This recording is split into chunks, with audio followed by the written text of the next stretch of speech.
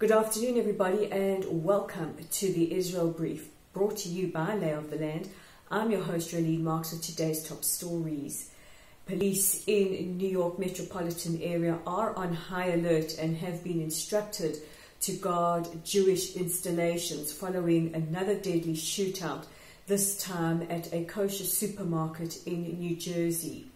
While the exact details are not as clear or haven't been released to the public, what we do know is that following a 4-hour deadly shootout which claimed the lives of 6 people, including 2 Hasidic Jews, a plainclothes police officer, another civilian, and the 2 gunmen, it has emerged that a kosher supermarket, which was where the gun battle took place, was targeted specifically because of its location and because it was a Jewish installation.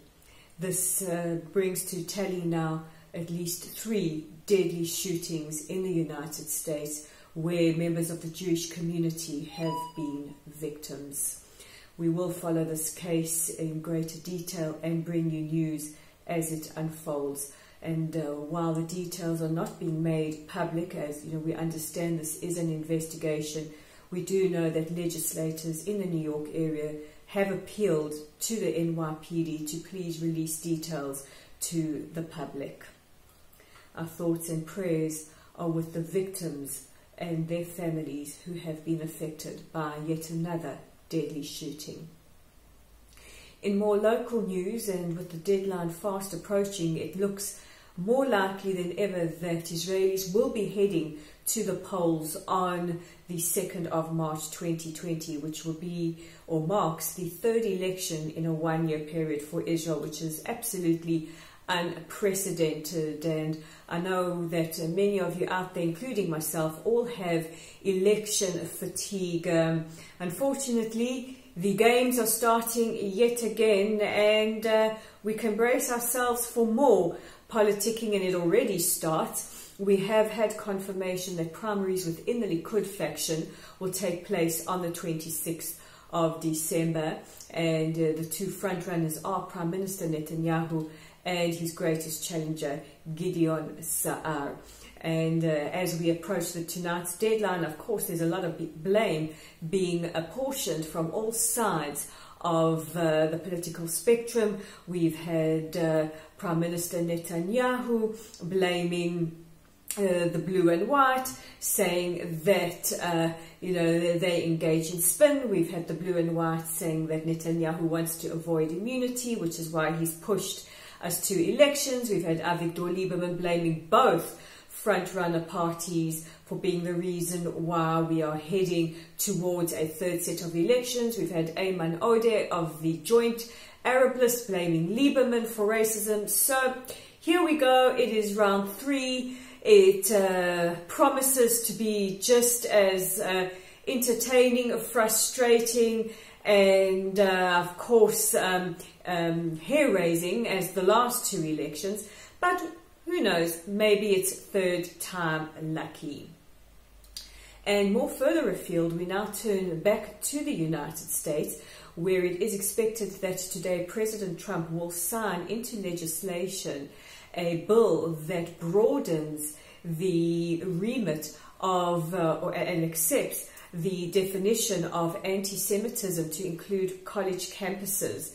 Anti-Semitism, which more often than not plays out as anti-Zionism, and has resulted in many students across campuses in the United States literally being terrified to identify as Jewish or pro-Israel, because it could mean that they are met with violence or ostracized from the rest of campus life.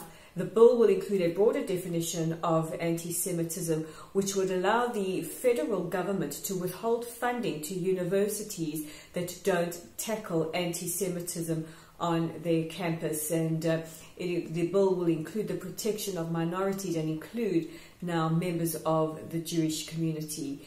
And while some members of the Jewish community in the United States, or Jewish groups, have criticized it, saying that it doesn't allow for the freedom of expression and the freedom of expression for the pro-Palestinian lobby or entity or movement, whatever you want to call them.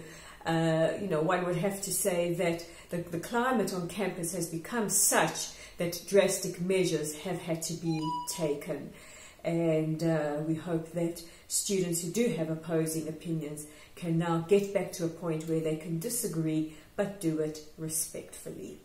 These are the top stories making headlines in Israel today. We will all be on Election Watch yet again, and we will bring you coverage as it happens.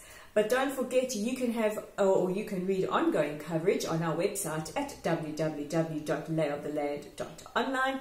You can read all about how Tel Aviv is a very desirable destination for vegans. We in Israel are all about the food, and if you're a vegan, we don't make any exceptions. In fact, we welcome you and have a lot to offer. Check it out there. Also, check out our Facebook page at Lottle's site.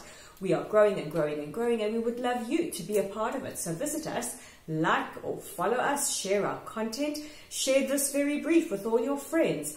And you can do that as well by visiting our YouTube channel on YouTube at the Israel Brief, and simply click on the subscribe button and make sure that we get Israel's side of the story out to as many people as possible.